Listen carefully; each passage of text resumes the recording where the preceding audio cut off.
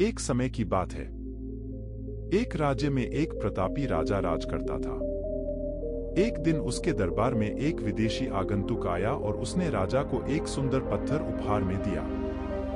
राजा वह पत्थर देख बहुत प्रसन्न हुआ। उसने उस पत्थर से भगवान विष्णु की प्रतिमा का निर्माण कर उसे राज्य के मंदिर में स्थापित करने का निर्णय लिया और प्रतिमा निर्माण का कार्य राज्य के महामंत्री को सौंप दिया। महामंत्री गांव के सर्वश्रेष्ठ मूर्तिकार के पास गया और उसे वह पत्थर देते हुए बोला, महाराज, मंदिर में भगवान विष्णु की प्रतिमा स्थापित करना चाहते हैं। 7 दिवस के भीतर इस पत्थर से भगवान विष्णु की प्रतिमा तैयार कर राजमहल पहुंचा देना। इसके लिए तुम्हें 50 स्वर्ण मुद्राएं दी जाएंगी। 50 स्वर्ण मुद्राओं की बात सुनकर मूर्तिकार खुश हो गया और महामंत्री के जाने के उपरांत प्रतिमा का निर्माण कार्य प्रारंभ करने के उद्देश्य से अपने औजार निकाल लिए।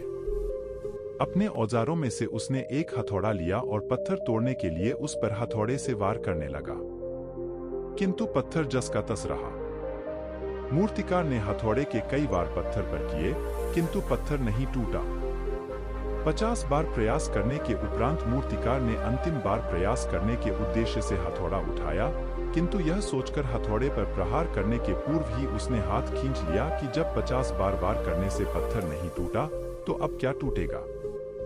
वह पत्थर लेकर वापस महामंत्री के पास गया और उसे यह कह वापस कर आया कि इस पत्थर को तोड़ना नामुमकिन है, इसलिए इससे भगवान विष्णु की प्रतिमा नहीं बन सकती। महामंत्री को राजा का आदेश हर स्थिति में पूर्ण करना था, इसलिए उसने भगवान विष्णु की प्रतिमा निर्मित करने का कार्य गांव के एक साधारण से मूर्तिकार को सौंप दिया। पत्थर लेकर मूर्तिकार ने महामंत्री के सामने ही उस पर हथौड़े से प्रहार किया और वह पत्थर एक बार में ही टूट गया। पत्थर टूटने के बाद मूर्तिकार प्रतिमा बनाने में जुट गया। इधर महामंत्री सोचने लगा कि काश पहले मूर्तिकार ने एक अंतिम प्रयास और किया होता तो सफल हो गया होता और 50 स्वर्ण मुद्राओं का हकदार बनता। सीख। मित्रों, हम भी अपने जीवन में ऐसी परिस्थितियों से दो चार होते रहते हैं।